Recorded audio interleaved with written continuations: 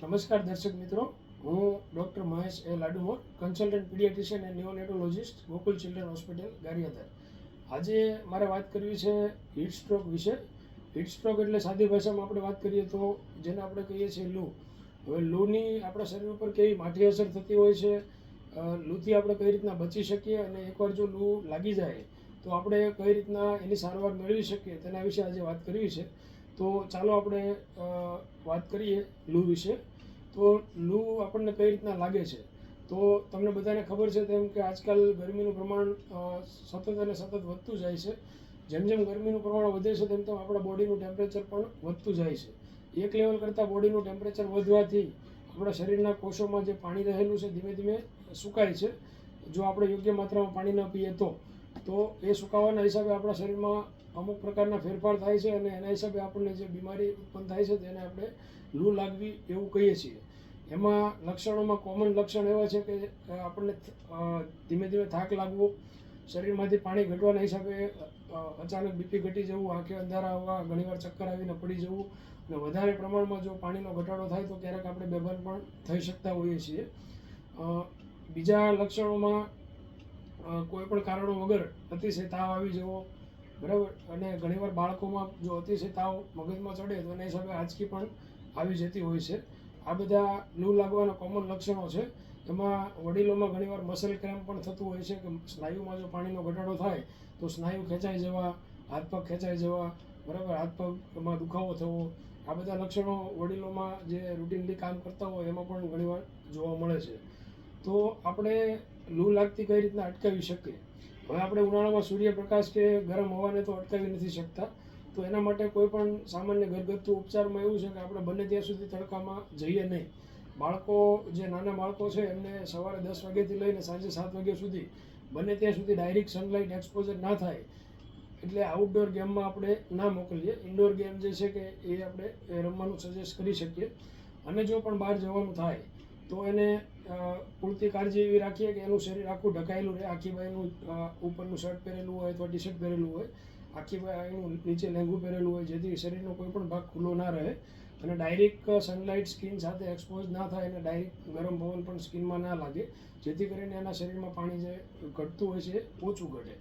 બીજા નંબરમાં કે બાળકની ત્વચા એકદમ સોફ્ટ હોય છે, જેથી સનલાઇટ થોડોક 5-10 મિનિટ પણ સનલાઇટ લાગે તો પણ એની અસર માઠી બાળકોમાં જોવા મળતી હોય છે, એટલે કપડાં પૂરતા પહેરાવવા જોઈએ.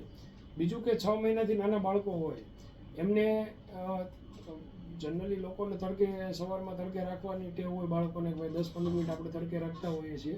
હા, તમારી વાત સાચી છે કે એને ચોક્કસ વિટામિન ડી મળે, પણ અત્યારે જે ગરમીના વાતાવરણમાં તડકે રાખવાથી તરત એને પાણીનો ઘટાડો પણ ઘણીવાર જોવા મળતો હોય છે. બાળક સુસ્ત થઈ જતું હોય છે, ફીડિંગ કરતું બંધ થઈ જતું હોય છે. એવી કન્ડિશનમાં ઘણીવાર આપણે એને દાખલ પણ કરવું પડતું હોય છે. જેથી કરીને મહેરબાની કરીને 6 મહિનાથી નાના બાળકોને ડાયરેક્ટ સનલાઇટ એક્સપોઝ ઉનાળાની અંદર કરવી જોઈએ નહીં. બીજું કે એને વારંવાર ફીડિંગ કરાવવું જોઈએ. ઉપરથી પાણી 6 મહિનાથી નાના બાળકોને બિલકુલ આપવું જોઈએ નહીં.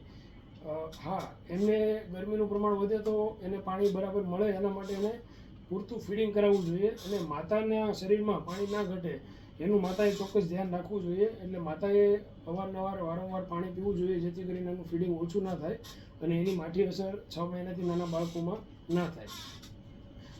મોટા બાળકોને તડકામાં બને ત્યાં સુધી રમવા ના જવા દેવા જોઈએ, અને વડીલોને તો કામમાં લૂમાં બહાર નીકળવાનું થતું જ હોય છે, કારણ કે અવારનવાર રોજિંદા જીવનમાં એને ઘરે રહ્યું પોષણ થાય નહીં એટલા માટે બહાર જવું પડતું હોય છે. તો એને ચોક્કસ જો ટુ વ્હીલ લઈને જતા હોય તો હેલ્મેટ પહેરવું જોઈએ, આખું શરીર ઢકાયેલું રાખવું જોઈએ, અને વારંવાર પાણી પીવું જોઈએ. હવે ઘણા બધા પેશન્ટનો પ્રશ્ન હોય છે કે સાહેબ કેટલું પાણી યોગ્ય કહેવાય? તો એવું કોઈ ચોક્કસ માપ હોતું નથી, કારણ કે દરેકના શરીર પ્રમાણે, દરેકના બોડી સ્ટ્રક્ચર પ્રમાણે એના પાણીનું માપ અલગ અલગ હોય છે. પણ એક પેરામીટર છે જે બધા માટે કોમન છે કે તમે જેવું પાણી પીવો છો એવું જ તમને પેશાબ થાય તો એ પાણી તમારા શરીર માટે યોગ્ય કહેવાય.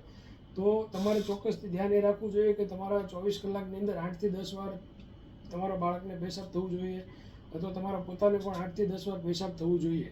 અને જો યલો પેશાબ એટલે કે પીળું પેશાબ થાય, પેશાબમાં બળતરા થતી હોય અથવા ઊનવા જેવું ફીલ થતું હોય તો તમારે જાતે માર્ક કરી અને પાણીનું પ્રમાણ વધારવું જોઈએ, જેથી કરીને આપણે લૂ લાગતી અટકાવી શકીએ. હવે જો લૂ લાગી જાય અને આવા કાંઈ પણ લક્ષણો આપણા શરીરમાં દેખાય, શરીરમાં થાક લાગવો, ચક્કર આવવા, અંધારા આવવા, આવું કાંઈ પણ થાય તો તરત જ આપણે જે ઘરગથ્થુ અમુક ઉપચાર છે કે લીંબુ શરબત છે, લીંબુ પાણી છે કે પાણી પીવું, તડકામાંથી છાયામાં આવવું અથવા ઘરમાં ને ઘરમાં રહેવું, આ બધું કરવા છતાં પણ જો આ લક્ષણો જાય નહીં તો એ લક્ષણો ઇગ્નોર કરવા જોઈએ નહીં અને ચોક્કસથી તમારા નજીકના ડૉક્ટરનો સંપર્ક કરી અને યોગ્ય સારવાર અથવા ફ્લુઇડ ચડાવી અને હીટ સ્ટ્રોકમાંથી તમે બચી શકો છો. આ બધા પગલાં લેવાથી આપણે ચોક્કસથી ઉનાળામાં હીટ સ્ટ્રોકથી રક્ષણ મેળવી શકીએ છીએ. નમસ્કાર, થેન્ક યુ.